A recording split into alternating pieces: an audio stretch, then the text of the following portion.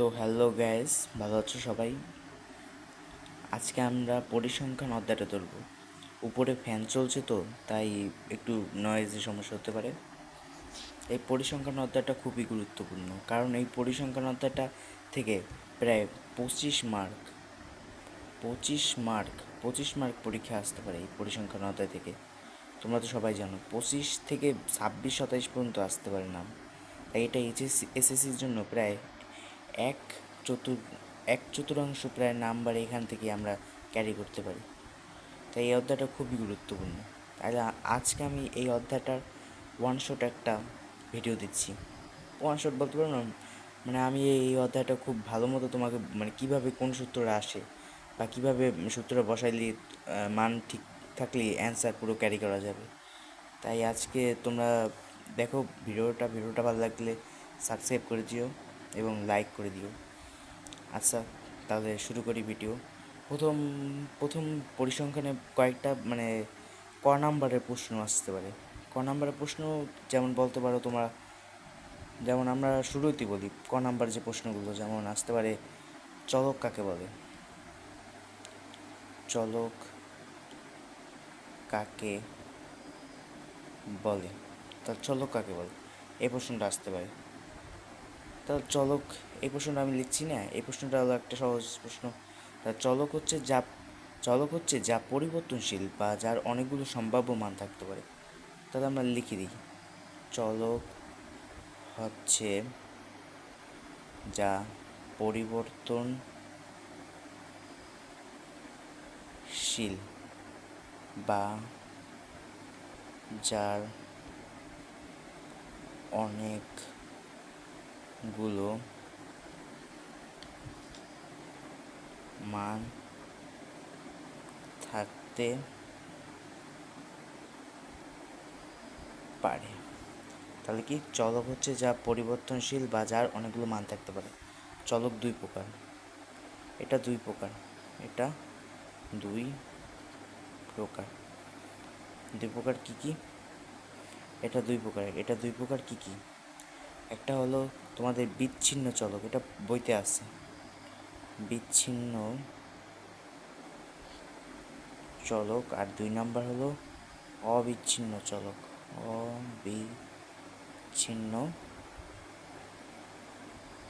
চলক। তাহলে প্রথম চলক কাকে বল? চলক হচ্ছে যা পরিবর্তনশীল বা যার অনেকগুলো মান থাকতে পারে বা অনেকগুলো সম্ভাব্য থাকতে পারে। এখানে সময় বা আকার বা জল, মানে কি আমরা এটা শিওর না, সম্ভাব্য মান থাকতে পারে। এটা হলো দুই প্রকার। এটা কি? এটা হলো বিচ্ছিন্ন চলক আর এটা হলো অবিচ্ছিন্ন চলক। ঠিক আছে, তাহলে বিচ্ছিন্ন চলক, এখানে আমরা দিলাম বিচ্ছিন্ন চলক। এটা হলো তোমার এসকিউর নাম্বারে থাকতে পারে, নাম্বারের প্রশ্ন, কয়ের প্রশ্ন। তাহলে বিচ্ছিন্ন চলক আর দুই নাম্বার কি? অবিচ্ছিন্ন চলক। তাহলে বিচ্ছিন্ন চলক আর অবিচ্ছিন্ন চলক, তো এই দুটো তোমাদের মানে আসতে পারে বা এরকম। তাহলে বিচ্ছিন্ন চলক কি? যার মান তোমার যে চলক, ঠিক আছে, পূর্ণ সংখ্যা হতে পারে, যার মান শুধু পূর্ণ সংখ্যা, সেগুলো হলো বিচ্ছিন্ন। আর অবিচ্ছিন্ন কি? মানে শুধু বাস্তব, যে কোনো বাস্তব সংখ্যাই। তাহলে বিচ্ছিন্ন আমরা মানে সহজ ভাষায় লিখতে পারি হলো যার মান পূর্ণ সংখ্যা, আর এটা হলো কি, যে কোনো বাস্তব সংখ্যা, যে কোনো বাস্তব সংখ্যা, যথা আমরা দেখতে পারি কি, যথা 1, 2, 3, 4, 10, এগুলো বলতে পারি। কিন্তু বাস্তব সংখ্যা কি? বাস্তব সংখ্যা তোমার 1.2 হতে পারে, বা তোমার মানে ভগ্নাংশ হতে পারে 1/2, বা 3.5, বা 0.0025, এরকম হতে পারে। তাহলে এইগুলো কি? এগুলো তোমার যে কোনো বাস্তব সংখ্যা। যখন আমাদের বলতে পারে তোমার বয়স কত, তাহলে বয়স কত এটা বলতে পারে। তাহলে আমাদের বয়স ধরলাম, আমার তা বয়স কত, তোমার বয়স ধরলাম 12 বছর। 12 বছর, এটা কি 12 বছর, সেটা হলো তোমার যার মান হলো পূর্ণ সংখ্যা, মানে কি এটা হলো বিচ্ছিন্ন চলক। আবার যেমন তোমার 12 বছর, এটা হলো একটা বিচ্ছিন্ন চলক, ঠিক আছে। তারপর হলো আবার অবিচ্ছিন্ন বাস্তব সংখ্যা। বাস্তব সংখ্যা মানে কি অবিচ্ছিন্ন চলক। অবিচ্ছিন্ন চলকের মধ্যে থাকতে পারে যেমন তোমরা তাপমাত্রা। তাপমাত্রাটা অনেক বড় একটা তাপমাত্রা। তাপমাত্রা যেমন 36.01 ডিগ্রি সেলসিয়াস, এরকম বলতে পারে। তাহলে এই তাপমাত্রাটা কি? তাপমাত্রা হলো তোমার বাস্তব, এটা হলো একটা বাস্তব সংখ্যা। এই একটা বাস্তব সংখ্যা, তাই এটা কি অবিচ্ছিন্ন চলক, তাই এটা অবিচ্ছিন্ন চলক। এটা হলো বয়স, তাই এটা কি বিচ্ছিন্ন চলক। তারপর আবার আমরা বলতে পারি কি,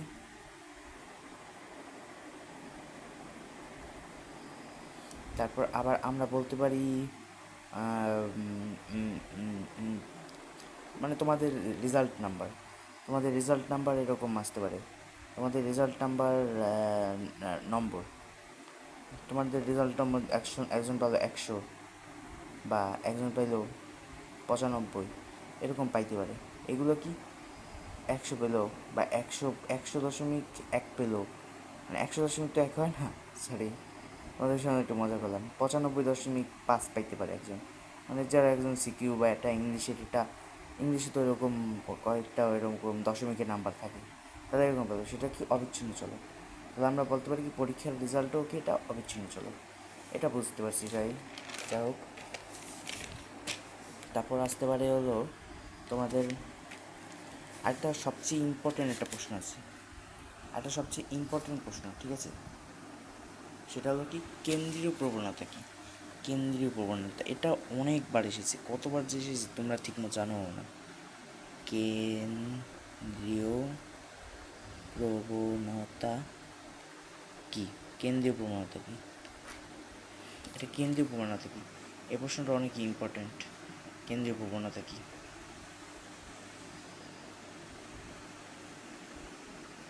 ঠিক আছে, তাহলে কেন্দ্রীয় প্রবণতা কি, এই প্রশ্নের আমি উত্তর দিচ্ছি। তাহলে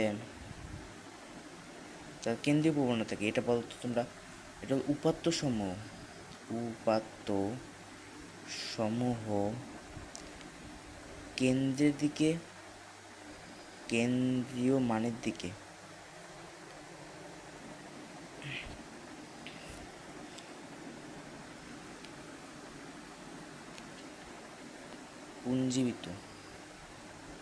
পুঞ্জীভূত হওয়ার যে প্রবণতা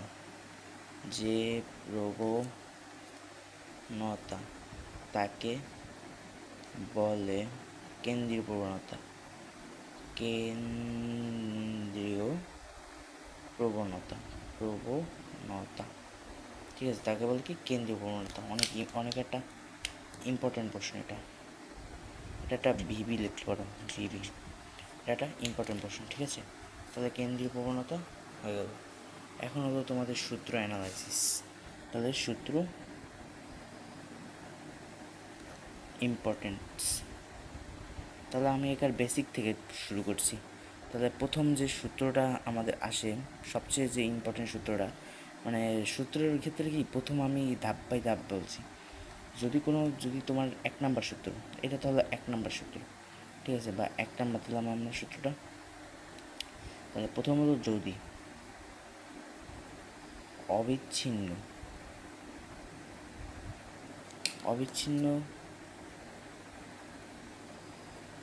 অবিচ্ছিন্ন কয়েকটি সংখ্যা দেওয়া থাকে, যেমন ধরলা তোমার সাসেস ধরলা তোমার 33, 84, 83, 38, 44, 62, 46, 75, এই ডট আরও কয়েকটা দিলাম। তাহলে এখান থেকে বলতে পারে তোমরা শ্রেণী, মানে প্রচুরক বের করো, মধ্যক বের করো, সংক্ষিপ্ত গড় বের করো, বা শুধু গড় বের করো, এরকম বলতে পারে। তাহলে এইগুলো ক্ষেত্রে হলো আমাদের, এইগুলো ক্ষেত্রে প্রথম অনেকবার বলতে পারে তোমার শ্রেণী ব্যবধান 5 ধরে বা শ্রেণী ব্যক্তি 5 ধরে তোমরা তোমরা কী করো, এটা তোমার প্রচুর বের করো, বা শ্রেণী ব্যক্তি 5 ধরে তোমার শ্রেণী সংখ্যা নির্ণয় করো, এরকম বলতে পারে। তাহলে এখানে এর ক্ষেত্রে প্রথম আমাদের কী করতে হবে, প্রথম একটা সূত্র আছে, এটা হলো পরিসর। এই পরিসর সূত্রটা দিয়ে আমার কাজ করতে হবে। তাহলে পরিসর, ঠিক আছে, এটা একটা ইম্পর্ট্যান্ট একটা সূত্র। পরিসর মানে এই অঙ্কের ক্ষেত্রে এটা ইম্পর্ট্যান্ট। তোমার এটা অনেকে স্যাররা তারা বুদ্ধি করে তোমাদের এরকম অনেকগুলো সংখ্যা দিয়ে দেয়। সেই সংখ্যা 30টার ক্ষেত্রে 30টা দিয়ে দেয়, 40টা দিয়ে দেয়, 20টা দিয়ে দেয়। এগুলোর অনেক মানে সাজাতে হয়, এরকম কষ্ট হয় একটু। তাহলে আমি আজকে একটু সহজ কাট দেখাচ্ছি তোমাদের। তাহলে প্রথম কী করতে হবে, এই সংখ্যাগুলোর মধ্যে সবচেয়ে যে তোমাদের বড় সংখ্যাটা আছে সেই সংখ্যাটা বের করতে হবে। তাহলে আমি এরকম দিচ্ছি, সর্বোচ্চ সংখ্যা মাইনাস, তাহলে সর্বনিম্ন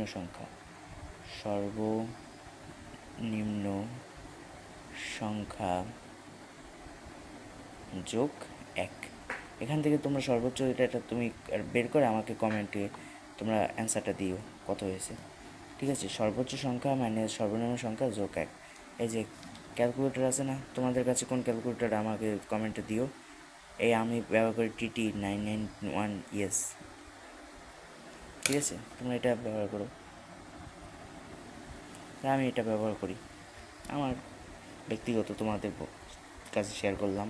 এখন হলো এই যে আমরা পরিসর লিখেছি ভুলে, পরিসর, এখানে যে আমরা পরিসরটা পেলাম, তাহলে পরিসরটার যে একটা অ্যান্সার বেরিয়েবে, ঠিক আছে, যে অ্যান্সারটা বেরিয়েবে, ঠিক আছে, তখন আমাদের পরিসরের ক্ষেত্রে যে অ্যান্সারটা বের হবে, তখন আমাদের কী করতে হবে, শ্রেণীর সংখ্যা বের করতে হবে।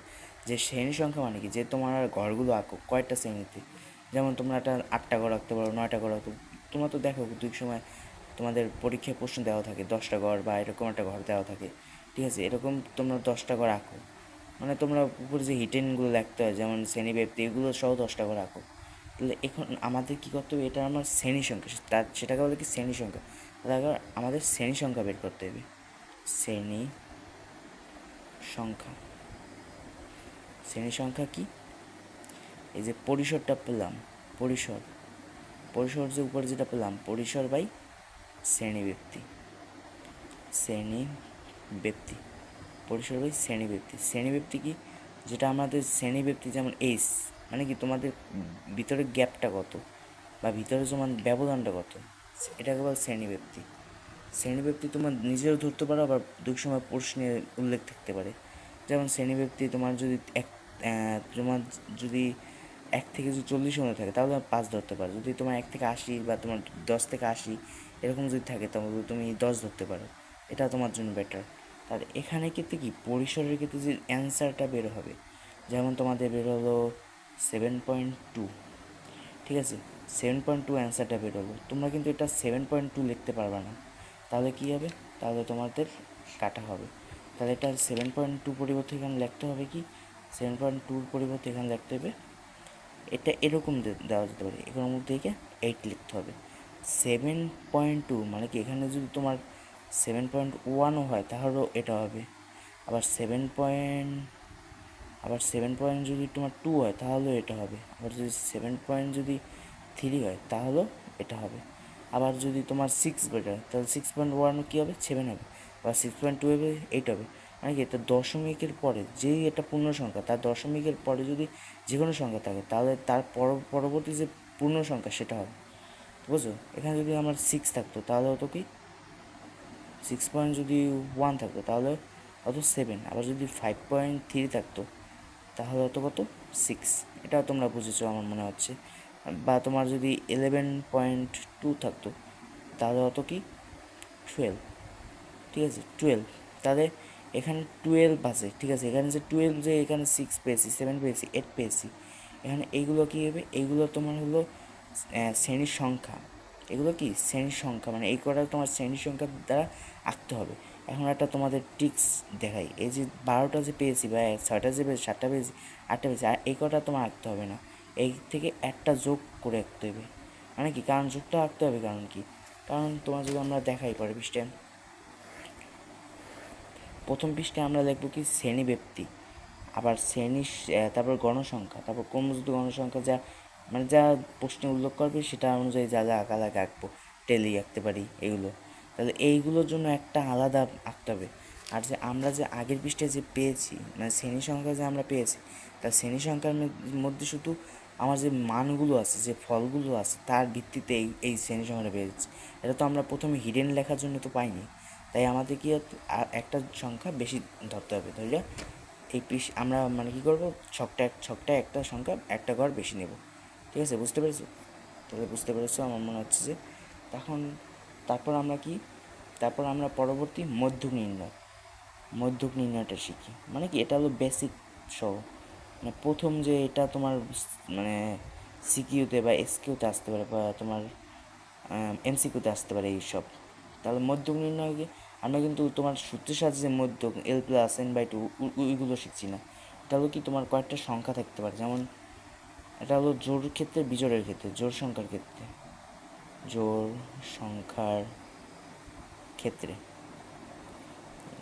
ক্ষেত্রে আমরা কি লিখতে পারি, যেমন জোড় সংখ্যা কত, 7, 9, 8, 5, 10, 12, 1, 2, 3, 4, 5, 6, এখানে কি 6টা, মানে কি এটা জোড় সংখ্যা। ঠিক আছে, এটা জোড় সংখ্যা।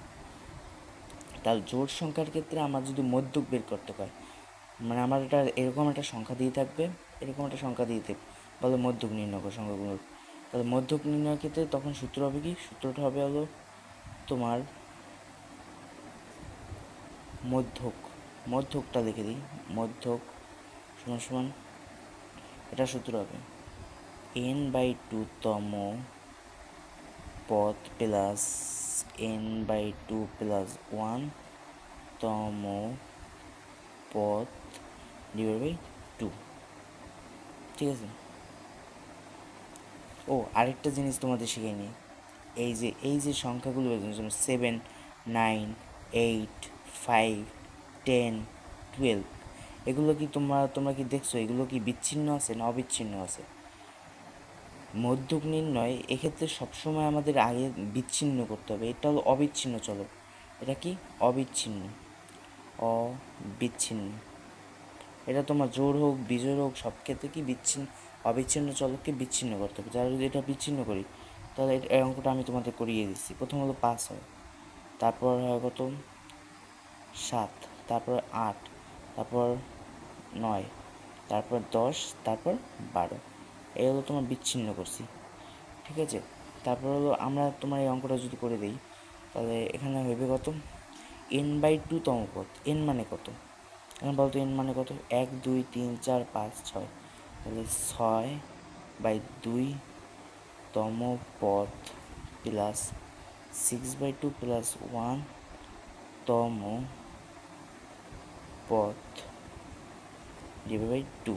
তাহলে 6/2 তম পদ মানে কি 3 2 6, তোমরা তো জানো 3 তম পদ প্লাস 6/2 মানে 3 প্লাস 1 4 তম পদ। ঠিক আছে, আমি সংক্ষেপে দেখলাম ডিভাইড বাই 2। তাহলে এখান থেকে আমার 3তম পদ কোনটা, এই যে বিচ্ছিন্ন চলকে 3তম পদ 1, 2, 3, এই যে 8টা হলো 3তম পদ। 8 প্লাস 4তম পদ কোনটা, 9, 8 প্লাস 9 ডিভাইড বাই 2।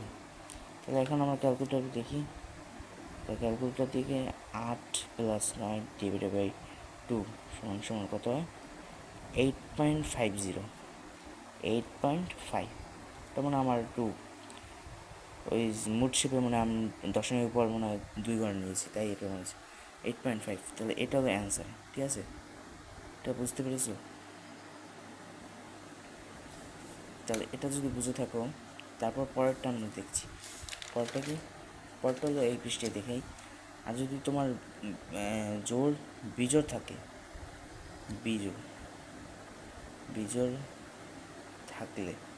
বিজোড় থাকলে কী হবে, যেমন তোমার বিজোড় থাকলে কেমন 7, 8, 5, 2, 3, এইগুলো বিজোড়। তাহলে এক্ষেত্রে আগে এটারে বিন্যস্ত করতে হবে, বা এটারে অবিন্যস্তটারে বিন্যস্ত করতে হবে।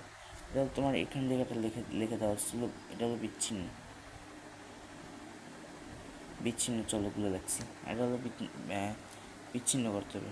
অবিচ্ছিন্নটার বিচ্ছিন্ন, এটা হলো অবিচ্ছিন্ন, অবিচ্ছিন্ন।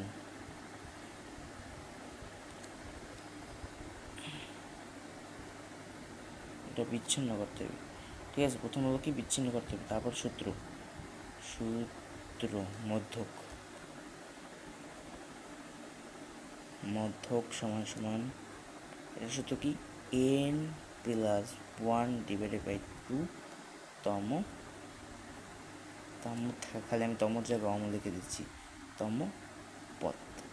n প্লাস 1 ডিভাইড বাই 2 তম পদ, মানে n মানে কত, কয়টা সংখ্যা আছে এখানে, 5টা সংখ্যা আছে, প্লাস 1 ডিভাইড বাই 2 তম পদ। তাহলে n প্লাস 1 ডিভাইড 2 তম পদ, এটা তো করাই লাগবে না, এটা তো ক্যালকুলেটর গ্যাচাং করে হয়ে যাবে আনসার। তাহলে আমরা এই পর্যন্ত দেখেছি, এই পর্যন্ত এখানে বাইরে কোনো প্রশ্ন আসে না, ঠিক আছে, এখানে বাইরে কোনো প্রশ্ন আসে না। তারপর পরের বিষয়, এখন পরে আমরা কি শিখবো, প্রচুরক নির্ণয়। প্রচুরক নির্ণয় মানে তোমার ওই যে প্রচুরক নির্ণয়, তোমার একটা শখ দেওয়া থাকতে পারে, এই যে একটা শখ, তাহলে এটা এখানে কটা সংখ্যা থাকবে, এরকম এরকম কটা সংখ্যা থাকবে, যেমন 11 থেকে 20, 21 থেকে 30, 31 থেকে 40, 41 থেকে 50, এটা 5, 6, 7, 8, এটা হলো 5, 11, 18, 26, ধরলাম এই সংখ্যাগুলো আছে, ঠিক আছে। এই সংখ্যাগুলো থেকে বলতে পারে তোমার প্রচুরক সংখ্যা নির্ণয় করো। প্রচুরক এমনি নির্ণয় করা যায় না, প্রচুরক এটা পরীক্ষা আসেই না, এটা আমরা তারপর তোমার দেখেছি। প্রচুরক সংখ্যা নির্ণয় করো, প্রচুরক সংখ্যা নির্ণয় করো, নির্ণয় করো, প্রচুর সংখ্যা নির্ণয় করো। প্রচুরক সংখ্যা নির্ণয় করবো কি, প্রচুরক সংখ্যা নির্ণয় করে কীভাবে, তোমার এই যে আমরা দেখছি, এই যে ছকটায় দেখছি, ছকটা যে দেখছি আমরা, এই ছকের ভিতর যে গণসংখ্যাটা বা উপাত্তের সংখ্যা সবচেয়ে বেশি, সেটাই হলো প্রচুরক। মানে এই যে গণসংখ্যার মধ্যে যেটা সবচেয়ে বেশি সেটা হলো প্রচুরক। যেমন 8টা হলো সবচেয়ে বেশি আছে, ঠিক আছে, এই 8টা কি সবচেয়ে বেশি আছে, এই কটার সাথে সবচেয়ে বেশি আছে কোনটা, 8টা। তাহলে 8টাই কি, এই যে এখানে 8টাই হলো যেমন 41 থেকে 50, তাহলে এটাই হলো প্রচুরক সংখ্যা, এটা কি প্রচুরক সংখ্যা, ঠিক আছে, এটা হলো প্রচুরক সংখ্যা। তাই প্রচুর সংখ্যা হিডেন কী হবে, উপাত্তের যে গণসংখ্যা সবচেয়ে বেশি সেটি